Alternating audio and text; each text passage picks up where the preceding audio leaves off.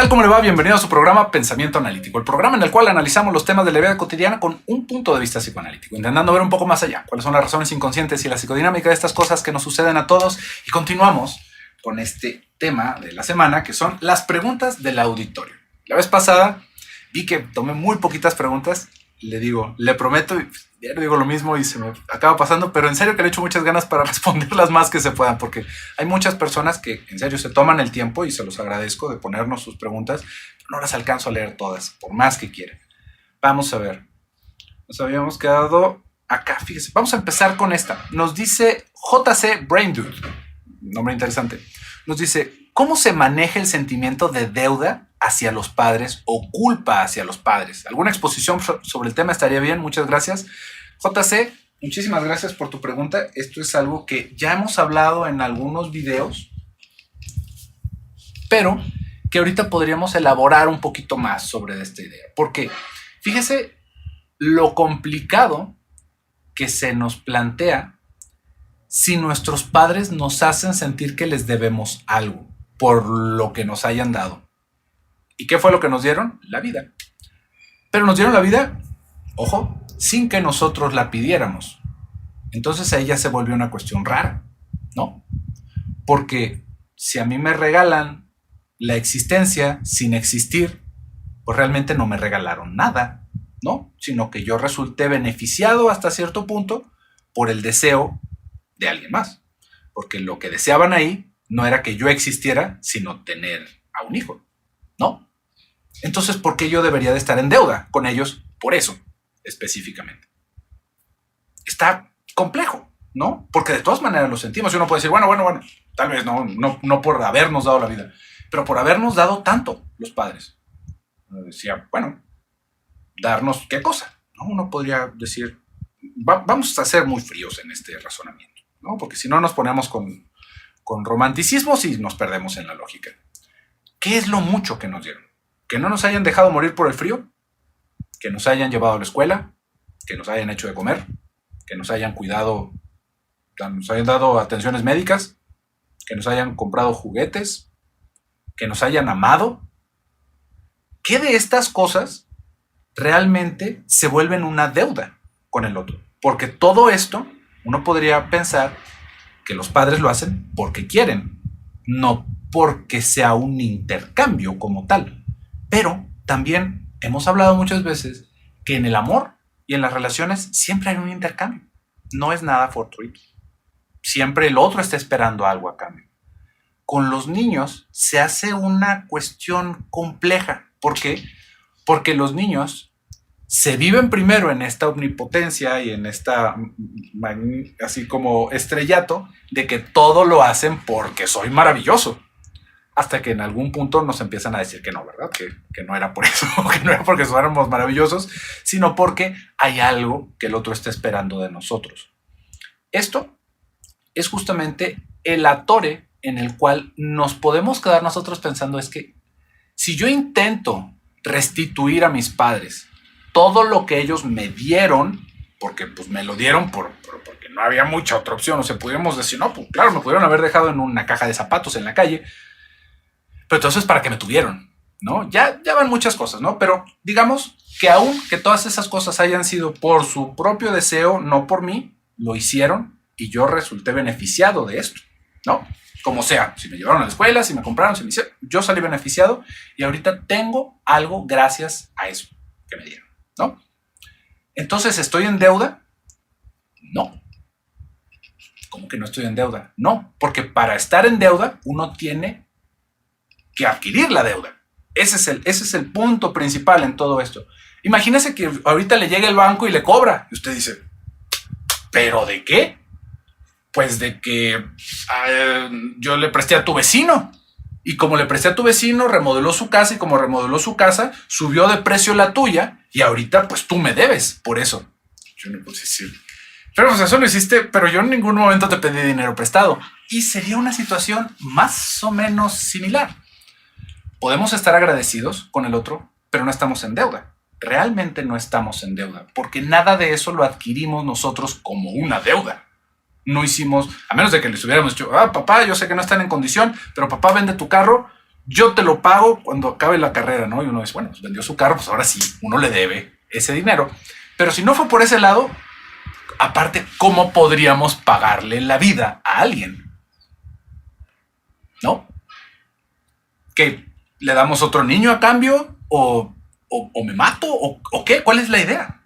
O entonces ahora yo estoy ligado a esa persona para siempre, porque como me dio la vida, entonces yo ahora lo tengo que cuidar siempre.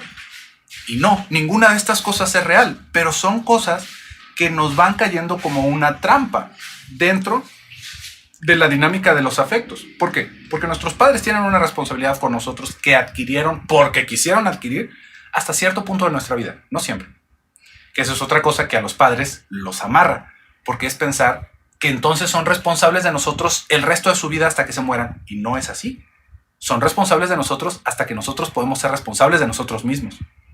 Y después de eso, se acabó. Si nuestros padres no nos quieren volver a dar un centavo, si no nos quieren volver a servir un vaso de agua, nadie les va a decir, ni tendría por qué decirles que lo deberían de hacer. Es que eres su padre y es que él es un adulto. Y él tiene que ver por sí mismo, así como yo vi por mí mismo y pude hacer una familia. Es el poder pasar esa estafeta de ahora tú tienes conciencia, ahora tú tienes los medios para poderte sostener. De la misma manera, nosotros no estamos obligados. Sin embargo, siempre hay una cuestión alrededor de la gratitud que podemos sentir por nuestros padres. ¿Por qué? Porque los queremos, porque en serio aprendimos a quererlos, porque podemos darnos cuenta de que pudieron habernos dado menos y haberla pasado mejor.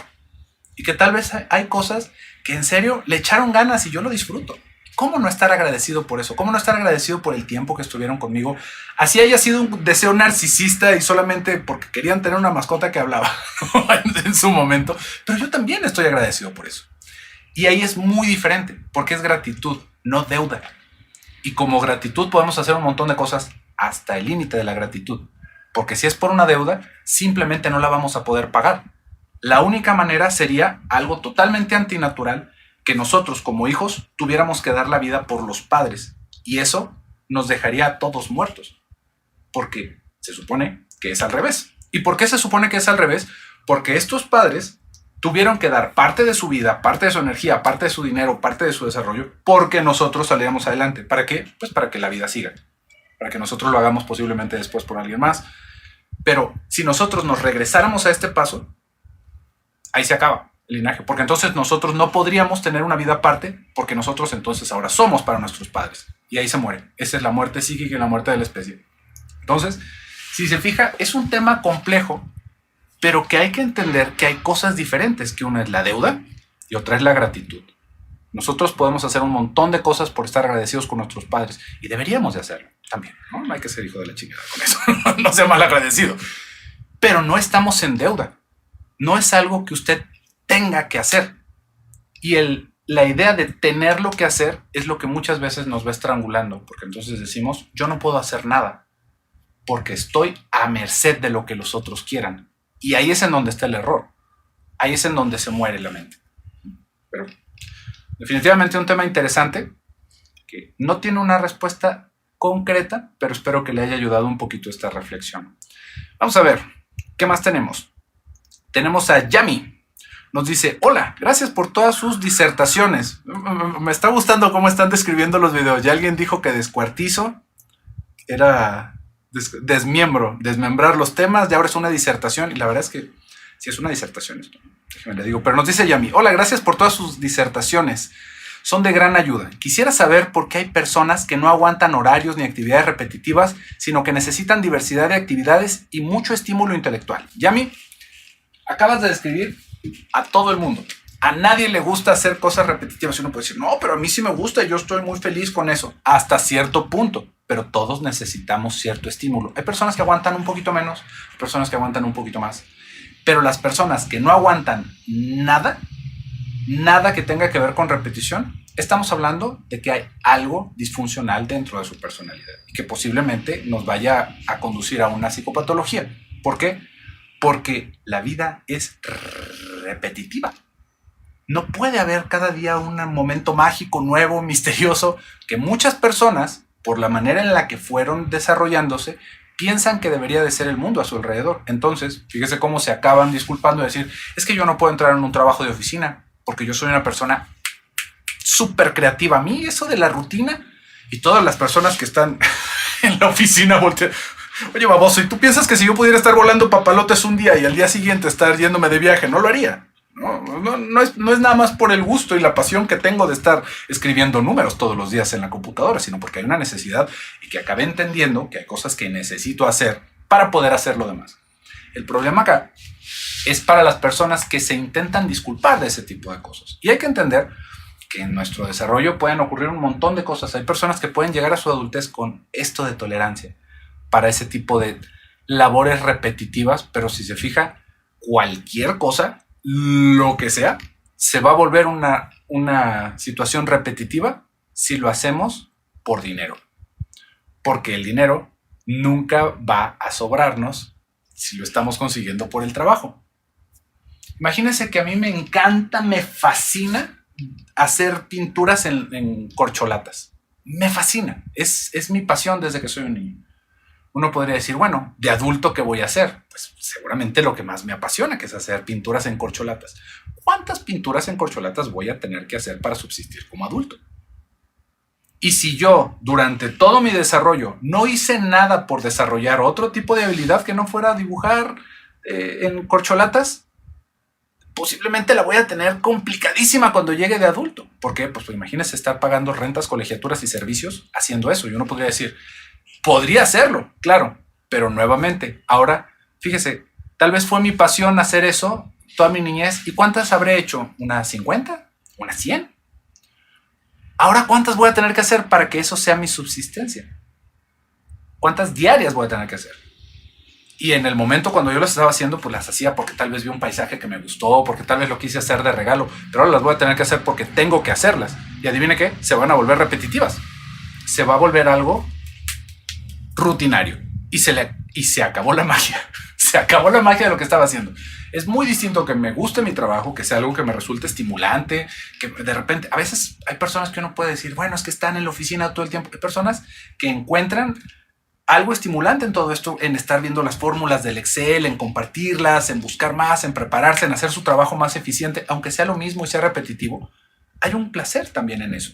Lo podemos encontrar. Si usted no puede encontrar el placer en repetir, algo le va a poner una zancadilla terrible cuando crezca. No hay que disculparnos. Son ese tipo de cosas que también en algún momento lo hablé con el ser introvertido. No hay que romantizar que nosotros somos personas sumamente creativas, porque esa creatividad no sirve de nada si no tenemos disciplina y si no nos podemos enfocar en las cosas. De nada nos sirve, de nada. Así las personas, imagínense grandes artistas, grandes escultores como Miguel Ángel, que hubiera dicho a la mitad, ay no, pues eso como que de estar esculpiendo en mármol ya no me gustó, yo creo que ahora lo mío va a ser la música, y que hubiera dejado a la mitad el David, pues no lo conoceríamos. Es algo que requiere años de esfuerzo, de disciplina, y no se disculpa por ser una persona creativa o porque tengamos poca tolerancia a la frustración. Lo que tenemos que hacer ahí es aprender y empezar a desarrollar esas partes que vemos que son deficientes en nosotros. Vamos a ver, ¿qué más preguntas tenemos? Nos dice Gabriela, hola, buenas. Mi pregunta es, ¿por qué me cuesta tanto decir que no? Al punto de no saber si quiero o no hacer lo que me piden. ¿Y por qué me siento tan culpable cuando no digo que sí? Gabriela, muchas gracias por tu pregunta. Si se fija, ya más o menos contestamos un poquito la pregunta de Gabriela por todo esto que habíamos estado hablando en preguntas anteriores de cómo estamos educados por la culpa.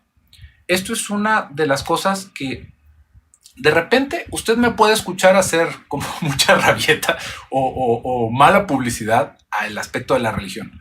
Y no se confunda, la religión, gracias a la religión, tenemos universidades, tenemos hospitales, tenemos un montón de cosas, tenemos nuestro calendario. Todas esas cosas se fueron haciendo a través de la institución de la religión. Pero también hay un montón de cosas negativas de esto. Un montón de cosas negativas que hablan de nuestro desarrollo primitivo, de cuando todavía pensábamos que el mundo éramos nosotros y el centro del universo era la Tierra, y que nos siguen acompañando preceptos morales que son imposibles de lidiar con la salud mental. Y uno de estos es la culpa. Cómo se nos va educando sobre la culpa es algo que nos llena de heridas en nuestra infancia y que nos hace súper complicado vivir como adultos. ¿Por qué?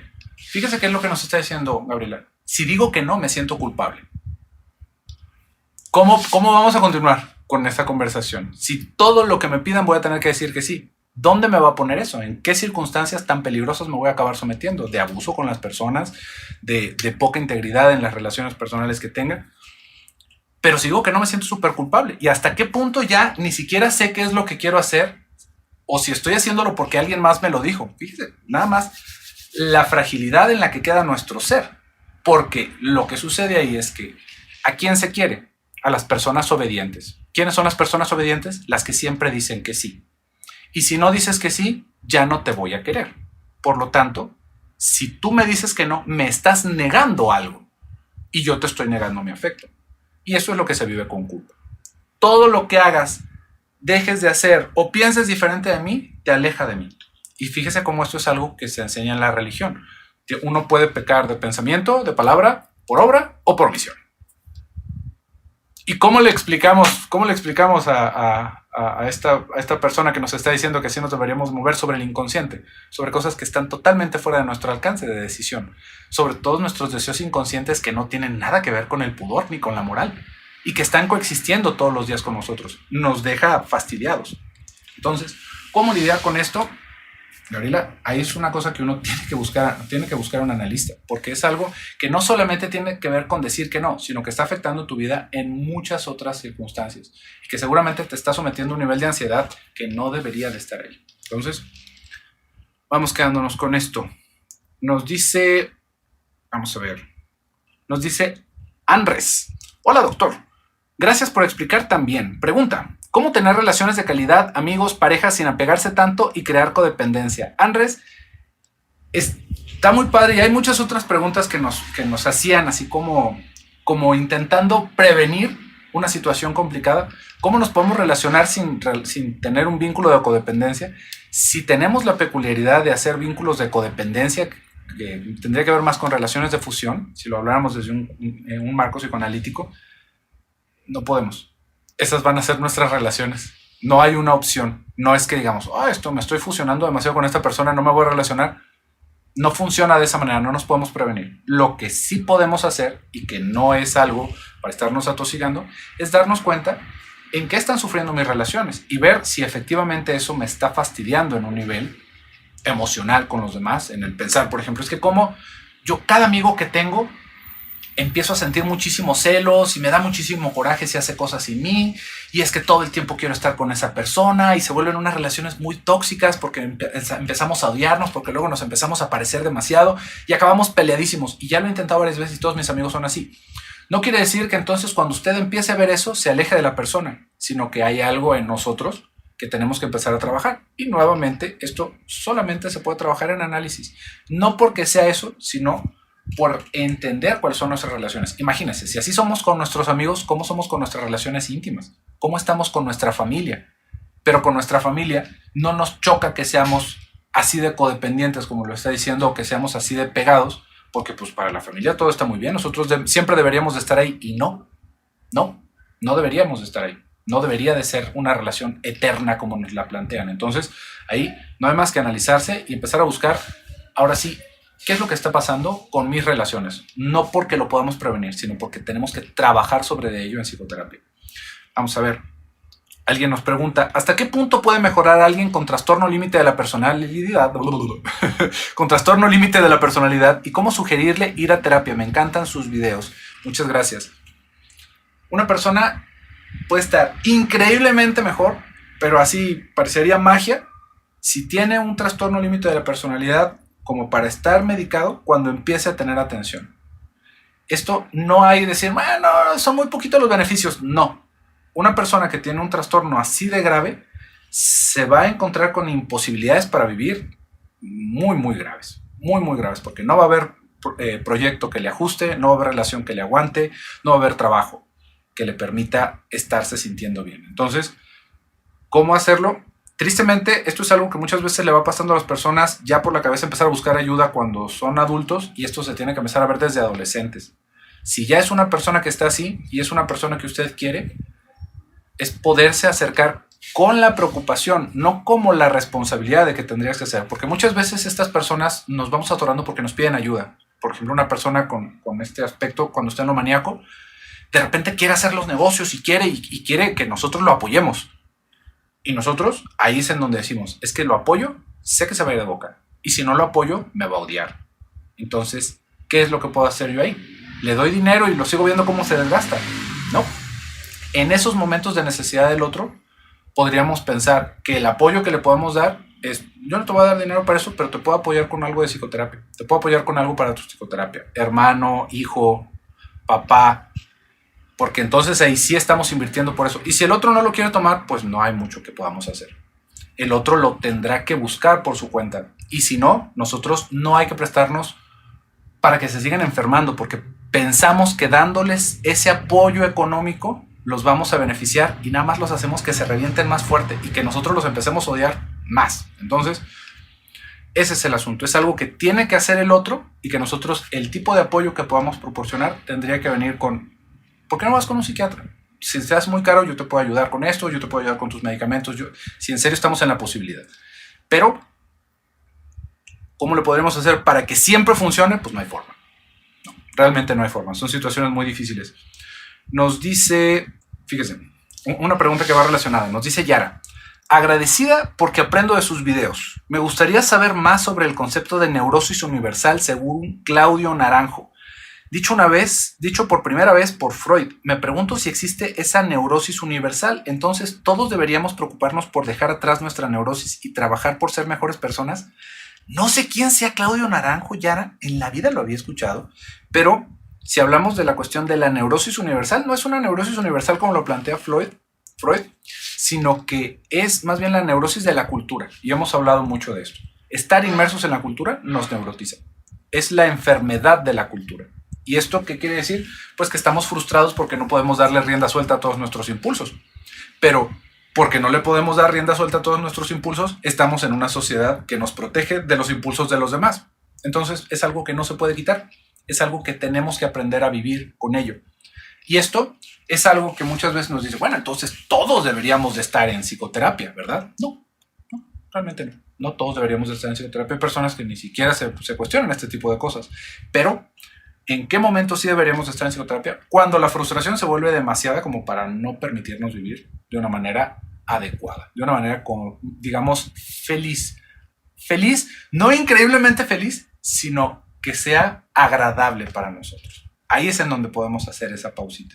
Pero, ¿cómo podemos? Es que si todos estamos neurotizados porque todos nos estamos aguantando de hacer cosas. O sea, fíjese, desde la cosa más simple. ¿Por qué yo, si estoy en la posibilidad, no puedo hacer pipí en cualquier lado? Yo le podría decir, ¿qué? Pues sí, pregúntale, ¿por qué no?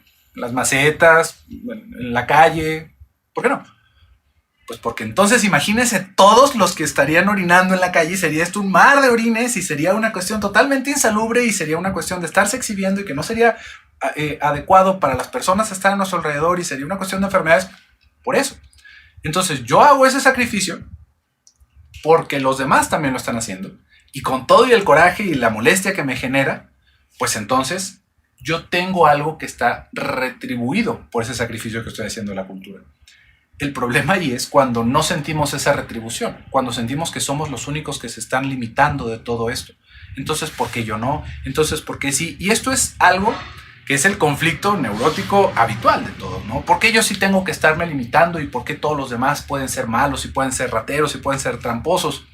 Y esto no quiere decir que estemos en el momento justo de caer en la psicopatía, sino que es el sufrimiento de la cultura. Porque es algo que no nos vamos a poder sacar de la cabeza porque es la convivencia diaria. Entonces, tú nos estás planteando, ¿tendríamos que estar trabajando para ser mejores personas? Tendríamos que estar, creo yo, muy entendidos de lo afectados que estamos en nuestro entorno natural y de lo inevitable que es. Porque hay muchas personas que se topan con esto y piensan que la solución es irse a vivir al cerro y así vamos a poder orinar en donde queramos y yo voy a poder estar desnudo en donde yo quiera. Y no es así. Es realmente poder entender todo lo que estamos dejando por todo lo que estamos ganando. Y le aseguro que es muchísimo más lo que estamos ganando. Muchísimo más. Pero no lo podemos como concientizar del todo, porque se vive como una injusticia y se vive como que yo soy el único que sufro y yo lo que estoy viendo es todo lo que los demás no hacen. Pero fíjese, con esto que estábamos diciendo, es que todos los demás son tramposos, ok. Y todos los que no son tramposos y todas las personas que sí están atribuyendo a nuestra sociedad, que están contribuyendo y que gracias a ellos tenemos medicina y que gracias a ellos tenemos unas callecitas donde podemos caminar con luz. ¿Esos qué? Esos no los vemos, nada más estamos viendo a los que a nosotros se nos está antojando hacer lo mismo que ellos. Es poder entender un poquito de esto, darnos cuenta de que estamos viviendo constantemente en un nivel de ansiedad que deberíamos de tener en cuenta, que no se nos vaya a pasar de la raya, pero que es normal vivir con cierto estrés, es necesario vivir con cierto estrés por las circunstancias de nuestra sociedad. Y eso es algo que no se nos va a quitar jamás. Entonces, tal vez no es la respuesta más alentadora, pero más que querer limpiar toda la neurosis, que sería imposible, porque no es algo que sea una suciedad, sino que es algo constituyente, es algo que nos estructura hasta cierto punto. Tendríamos que aprender a mantenerla a raya lo más que podamos para que no nos vaya a destruir las posibilidades que sí tenemos de disfrutar. Muy bien, pero bueno, pues por el día de hoy hasta acá vamos a dejar este programa. Espero que lo haya disfrutado, espero que se haya quedado hasta el final. Si fue así, muchísimas gracias por el favor de su atención. Yo me despido, soy José Luis Amarripa, hasta pronto.